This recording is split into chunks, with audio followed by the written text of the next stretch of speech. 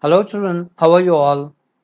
Hope you have been enjoying the lessons that we have recorded and presented to you before.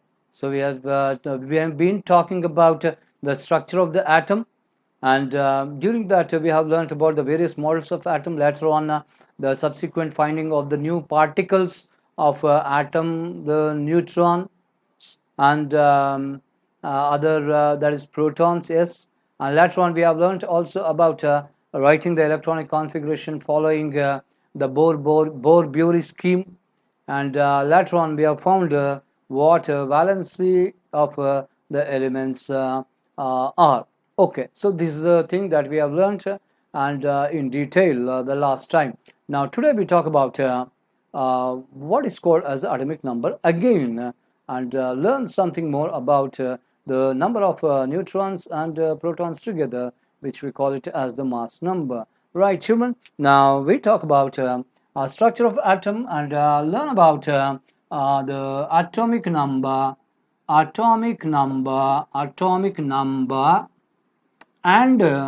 mass number. Okay, children, right now follow carefully what atomic number and mass number are. Right. So, children, we know well in an atom, when we carefully check in an atom, there's a nucleus. That's the extra nuclear part. And that's the nucleus, children, right? Okay, the extra nuclear part, it has electrons, and in the nucleus, there are protons and neutrons. Protons and neutrons. Okay, right. And that is protons, neutrons, and electrons. So, okay, children, these electrons are negatively charged. They are revolving around the nucleus. Protons are positively charged. They are inside the nucleus. And neutrons are also in the nucleus. And these two together we call them as nucleons. Nucleons. Okay, right. So this is the stuff. The next one. What is atomic number? What is atomic number? So the number of protons in the nucleus of an atom is called as what is that called, children? The number of protons in the nucleus of an atom is called as atomic number. So that is atomic number. Okay, right, children. So it is represented by Z. Okay, right now. So what is this number of protons also equal to? The number of protons in a neutral atom. In a neutral atom. In a neutral atom. In a neutral atom. In a neutral atom, we know well that the number of positive charges should be equal to the number of negative charges. So in a neutral atom, number of protons is equal to number of electrons. Okay, right. So the number of electrons also will be equal to the atomic number, as the positive charges are also equal to the number of negative charges. So children, thus we have learned what atomic number is. Atomic number is denoted by Z. For an atom, atomic number is denoted by Z. Now let us talk about what mass number of an atom is. So children, right, next we talk about what is called as the mass number. Right, children, as we can see, in the nucleus there are neutrons and protons. Right, okay, right, protons. Right, okay. And now what is the mass of each proton? Mass of each proton is taken 1 unit.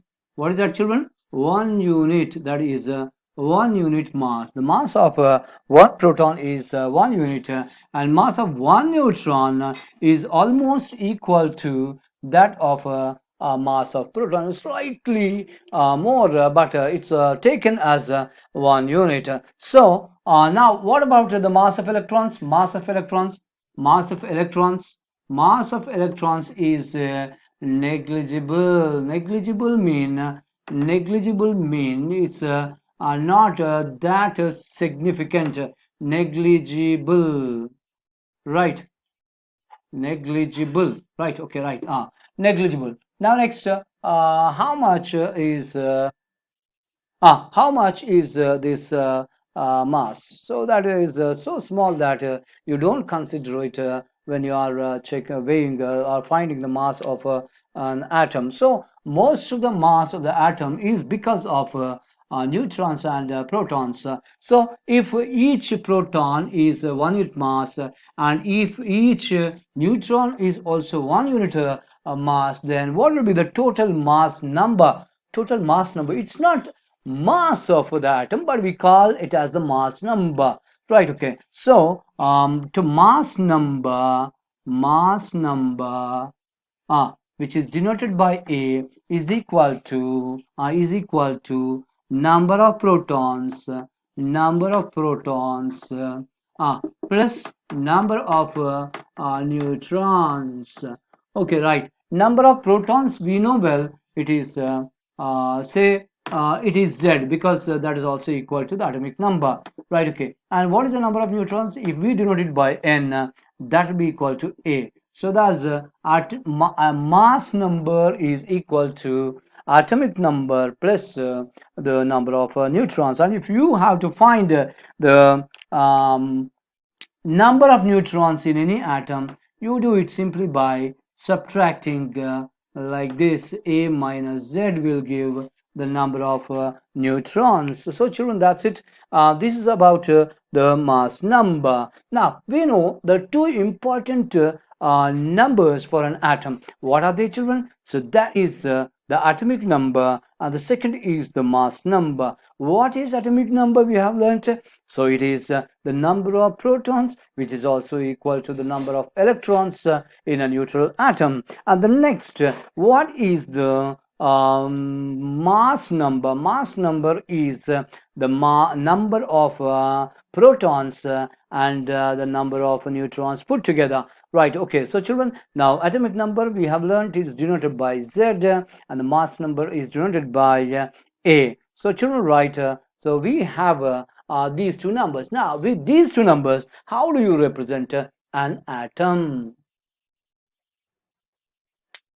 So atomic number is the characteristic number of an atom of an element. So different elements have different atomic numbers. The characteristics, that is the chemical properties of the elements, that is chiefly based on or dependent on this atomic number, as the electrons are playing an important role in the chemical reaction. It is the atomic number whose knowledge is very essential. So children, now let us talk about a representation of the atoms of the elements by some representation. As you can see, we know the atomic number and also the mass number. Then with these two numbers, how do you represent the atoms of elements? So children, you can see that the atomic number and mass number are represented symbolically on a symbol. This is a symbol of an element. Now X stands for any element's symbol, and we write the atomic number here and the mass number here. Now what is this representation, children? Now this is the representation of an atom, and in that this is the atomic number, atomic number, atomic number, and that is the mass number. Okay, very good. Right, next. Now for example, I'll take an example of say lithium, an element lithium, and for this element the atomic number is 3 and the mass number is 7. Okay children, so what do we understand from this? So I understand this is mass number, that is atomic number. From these, can I have a knowledge about the different particles in the atom? Yes, I'll try to find out. Children, what is the knowledge that we have now? So I know the atomic number is Z and the mass number is A. Then I'd find out the proton number, then the electron number, then the neutron number. How can I do it? from this representation. It's very simple, children. Now from this you can clearly see 3 lithium 7. Now the atomic number is 3, so the atomic number is 3. I write atomic number is 3. The next one, what is the mass number? Okay, the superscript gives the mass number, so mass number is 7. The subscript, that is 3, it is giving us the atomic number. Now next one, what is the number of protons? We know well that the number of protons is nothing but the number of the atomic number, so naturally it should be 3. And what is the number of electrons in a neutral atom? In a neutral atom, the atomic number is also equal to the number of electrons, so that is equal to 3. Now come on, tell me what the number of neutrons would be. As learnt, the number of neutrons is given by A minus Z. Right, children? We have learned just a little while before. So that is 7 minus 3 will give us 4. So there are 4 neutrons in the atom of lithium. So children, this is how you calculate find out the different number of particles by using this representation. Okay, right. Trying to find now, say we try to find the atomic number. We try to find the different particles in an atom of sodium. Say, so it is 11 sodium 23. In this representation, the atomic number is 11 and the mass number is 23. The number of protons would be 11. The next one, what is the number of electrons, children? So naturally 11 in a neutral atom, and the number of neutrons would be 23 minus 11. That should be equal to 12. So children, this is how you'll find the different number of particles in an atom by using this representation of the atom of an element. Right, children? Right, children, now we are getting back. We can observe, I have given the example of 3 atoms of an element. Now, okay, right, when you carefully observe, you find something strange in here. So H, H, and H. What does that mean? They all indicate, these indicates that they are all belonging to the same element. How is it possible? Is it possible to have so different types of atoms in the same element? So now how are they different? First of all, I want to ask you whether they belong to the same atom. So how can I say that they belong to the same atom? Right, you see, children, there's some difference in between all the 3, but still I have written H, H, H. Now what is the important criterion for an atom to be said belonging to a particular element? What is that? I told you it is the number of protons or the atomic number. So when you carefully observe the number of protons or the atomic number for each of them, don't you see that the atomic number is same for all the 3? Yes, it's the same. So they all belong to the same element, that is hydrogen. Hydrogen's atomic number being 1. Right, next one. Now when you observe their mass numbers, that's 1, 2, and 3. So there is a difference in the mass numbers there. Now okay, let us write down the particulars of the different particles in them and see what we get.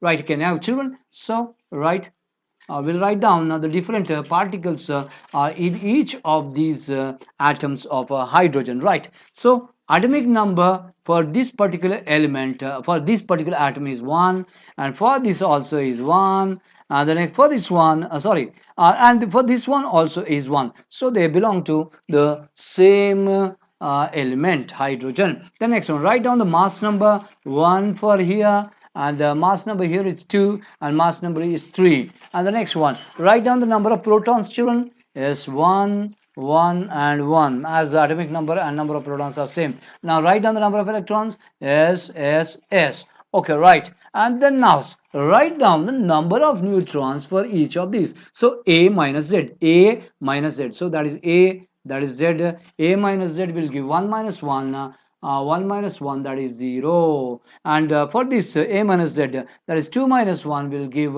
1, and 3 minus 1 will give 2. So children, you observe that the atomic number for all these is same, mass number is different.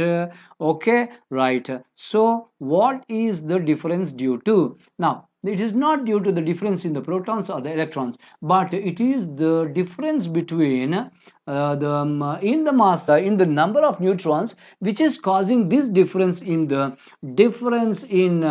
number of neutrons. Okay children, so these are 1h1, 1h2 and 1h3. They are all atoms of same element, right? But they have different number of neutrons. That has caused a difference in the number of the mass number, and as a result they appear different in mass number. So children, what are such atoms called? Such atoms are called as isotopes. What are isotopes? What are isotopes? Children, what are isotopes? Isotopes are atoms of same element. They are atoms of same element having different. What difference is there? Different mass numbers. Mass numbers. Okay, right. So these are isotopes. So 1h1, 1h2, 1h3, they are all isotopes of hydrogen. So I write down 1h1, then next 1h2, and the next 1h3. So what is that, children? They all are atoms of hydrogen, but they differ in their mass number. So they are all isotopes of hydrogen. Now this isotope of hydrogen is called as protium. What is that called, children? Protium. And this isotope of hydrogen, we call it as deuterium.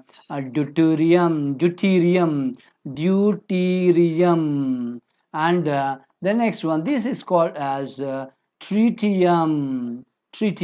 So usually they are represented by H, and that by D, and that by T. So that is it. They are all atoms of same element, but having a difference in their mass number. So they are called as isotopes, right? What is the reason for the difference in the mass number? So we have seen just now the difference in the mass numbers is just because of a difference in the number of neutrons in their nuclei.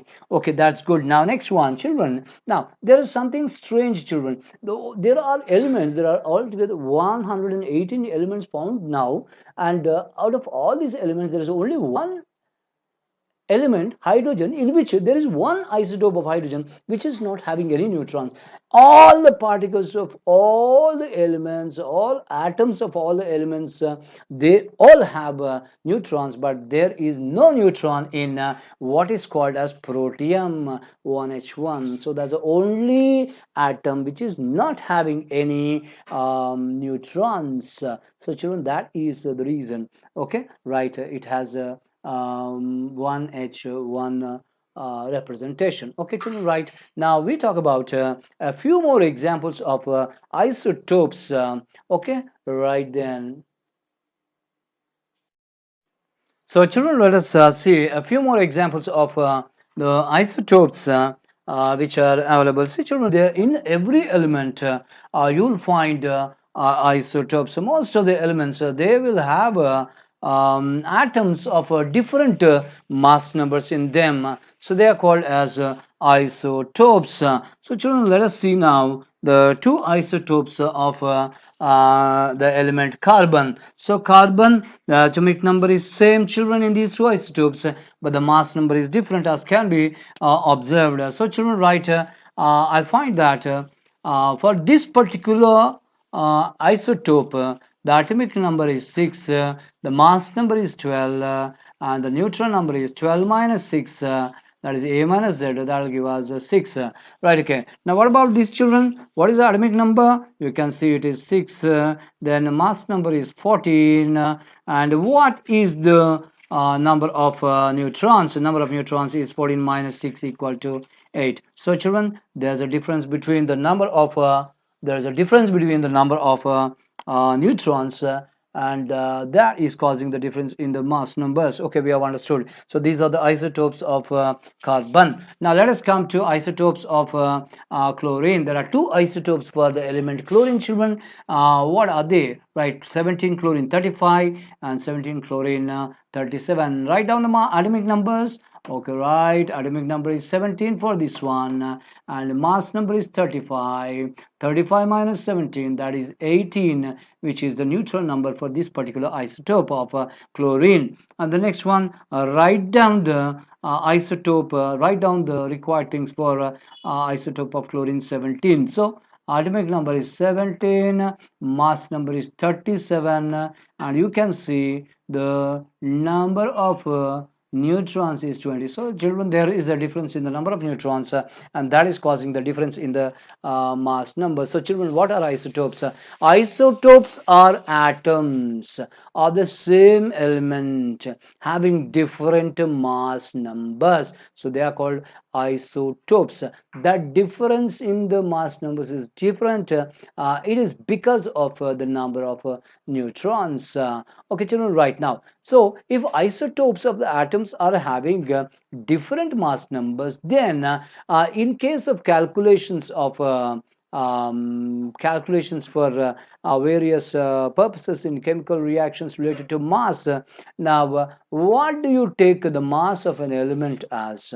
So, children, now will you take the mass of only one atom as the mass of that, or another as the mass of that element? So, it is something we have to think about.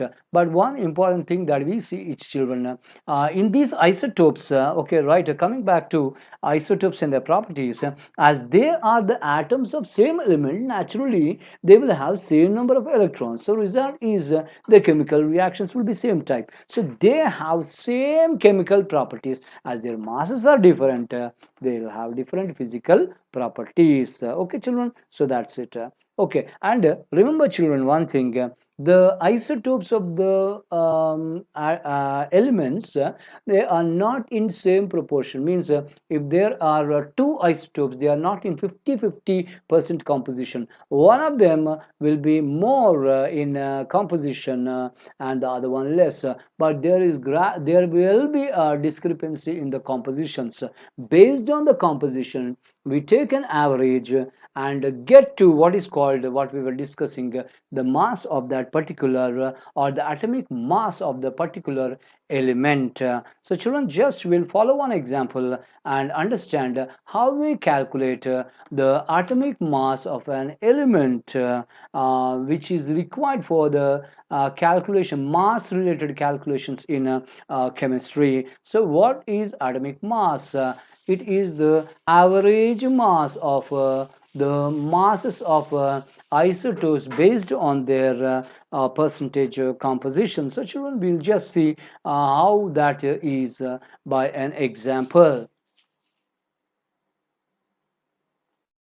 So children, right, we'll find out the atomic mass of an element from the percentage composition of isotopes of an element. So here we have chlorine. We are taking the example of chlorine. Chlorine exists, or chlorine element has two types of isotopes, that is chlorine 35 and chlorine, sorry, that is 37, chlorine 37, and the ratio of these is 3:1. That is the percentage composition of this one is 75 percentage, and that is 25 percentage. Now how do you calculate the atomic mass of chlorine, so which is required for calculations related to mass in chemical reactions? So children, let us calculate. Now this is done like this. So right, 75 percentage of 35 plus 25 percentage of 37, that will be equal to 75 by 100 times 35 plus 25 by 100 times 37. So this will become equal to, now how much is this children? 3 by 4 or 0.75 times 35 plus 0.25 times 37. Now when you multiply these 0.75 into 35, that will be 5 5 is 25, 5 2, 5 7 is 35, 37, and 3 5 is 15, 5 1, 3 7 is 21, 22, 22. That will become 5 2 1 6 2. That will become 26.25. That is 26.25 plus we'll multiply this 37 by 0.25. 25 sevens is 175, 5 and 17. 25 threes is 75, 82, 92, 92. So that becomes 9.25, 9.25. Okay, right. So that becomes 9.25. Now add up these 26.5, 26.25 plus 9.25 will give us 0 1 5, that is 5 and 1, that becomes 35.5. So that's 35.5 is the units, is the mass of chlorine in element chlorine, or the atomic mass of chlorine is thus 35.5. Children, so this is how you calculate the average atomic mass of an element by using the percentage composition of those elements. This is how, children, you do it. So children, right, let us now work one our example in order to understand how we find the percentage composition of the isotopes of the element from their isotopic masses and the average isotopic masses. So children, right, we'll do that here. I'm giving you an example, children. Consider an element x. Okay, so consider an element x. There is an element x, and in that element x, the mass, the average average mass is average mass is 16.2 units, and there are two isotopes of that. That is 8 8x16, and there is another isotope 8x18. Now next one, you have to find out the percentage composition of each of these. How do we do it?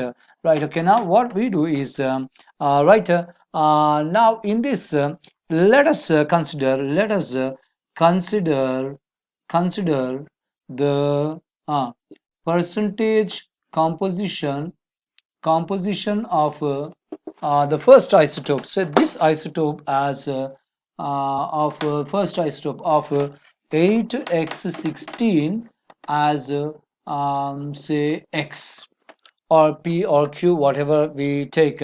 All right, let us take x. Okay, right, we'll keep it x. Right, okay, next so now the total average atomic mass is 16.2 units. So I write x percentage of so I write it as x percentage of 16 plus 100 minus x percentage of 100 minus x percentage of 18 should be equal to 16.2. So x by 100 times 16 plus 100 minus x by 100 times 18 should be equal to 16.2. So as you can see, children, right, so we see that it will become 16x by 100. I've calculated it that way. So as we can do it quickly, right, 1800 minus 18x by 100, and that will be 16.2 average atomic mass. So okay, coming down to simplifying things, you get here x equal to 90. So what does that mean? What does that mean? Now from here we understand, okay, it is x is 90 percentage. Therefore So 8x that is 16 is 90 percentage. Okay, 90 percentage composition. Now what about 8x 18? So it should be 100 minus 90. So that will be equal to 10 percentage. So children, we have calculated the percentage composition of the isotope 8x16 and then 8x18. So children, this is how we have found the percentage composition of the isotopes of a particular element given their average atomic mass. So children, we just conclude what we have learned, children. So what is the thing that we have learned today? So one, we have talked about the atomic number, then the mass number, and the depiction or the symbolic representation of an atom given its atomic number and mass number ZXA, where Z is the atomic number, the superscript A is the mass number, the subscript Z being the atomic number. We have seen how to find out the different number of protons, neutrons, electrons in an atom given the representation ZXA for an element. For an atom. Then later on we have talked about the different atoms of the same element having different mass numbers, which are called as isotopes, and these isotopes are atoms of the same element having different mass numbers. The difference in the mass numbers is purely because of the difference in the neutron number. We also have seen how to calculate that difference to get the number of neutrons. A minus Z will give us what is called the number of neutrons in a particular atom. Using that, we have differentiated between one isotope and the second isotope. Okay, later on we have found the different ways of finding the percentage composition, and from the percentage of composition finding the average atomic mass. The next we have also found the different compositions given percentage composition given the average atomic mass. Okay, right now, so children, we have talked about isotopes now. Okay, just I want to ask you, what is the use of these isotopes? Are there any uses of these isotopes? For your information, children, yes, the isotopes of atoms of regular, okay children, there are certain isotopes of elements which are very useful to us, like now children, uranium, it has two isotopes. Uranium, it has two isotopes. They are 92 uranium 92 uranium 238 and 92 uranium 235. So okay children, we will talk about the uses of isotopes. Now we talk about uses of isotopes. What are the uses of isotopes?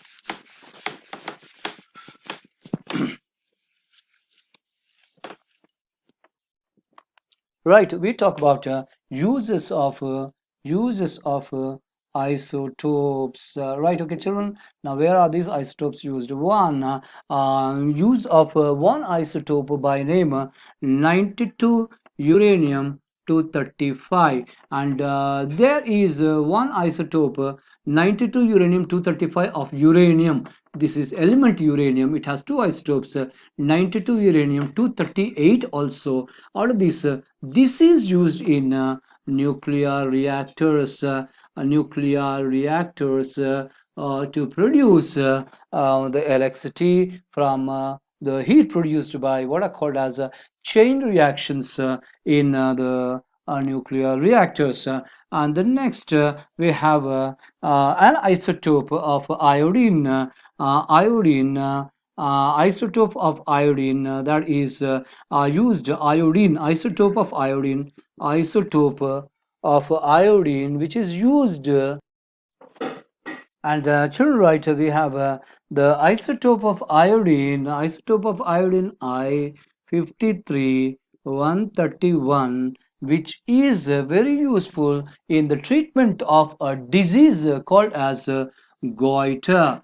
Goiter. There's a disease for the thyroid, and that is called goiter, and the treatment of that can be done by this isotope iodine 131 53 iodine 131. And the next we have another isotope by name cobalt 60 27 cobalt 60, and this is a very useful isotope of cobalt among the 18 isotopes. For your information, cobalt exists in 18 isotopes, but there is one stable isotope which can help in treatment of cancer.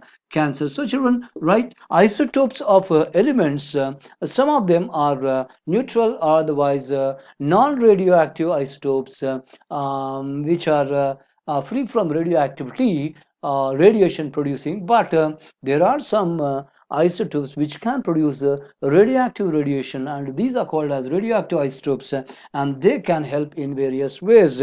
This cobalt again is useful in detecting cracks in machines, and some of the radioisotopes are used in gases to find out how the gases, how the air or the winds are moving, and they can predict the movement of the winds and also formation of clouds, and help in meteorology. And apart from that, some of the isotopes are used in knowing what kind of mineral metal or an element is useful in a particular place, and provide the assistance to the agricultural department so that they can make the manures or the fertilizers required for that area suitable. So all the testing is done by using radioisotopes. Radiosodium is one which can be used in treatment of leukemia, which is blood cancer. And children, there are many applications of these isotopes. There are n number of applications of these isotopes, children. And so children, these isotopes play a very vital role in human life. So children, radiation from radium can treat cancer, but radium being very costly, and it is available in very little quantities, radio cobalt can be used, which is a cheaper alternative to that. So there are isotopes which are cheaper and but useful as the heavier isotopes. Okay, children, this is about isotopes and their uses, and we have also seen the recapitulation of what we had to learn. So, children, there we are. Now, hope you have enjoyed this part, and come prepared by reading your lesson, filling your worksheets, and do your notes. Okay, thank you very much.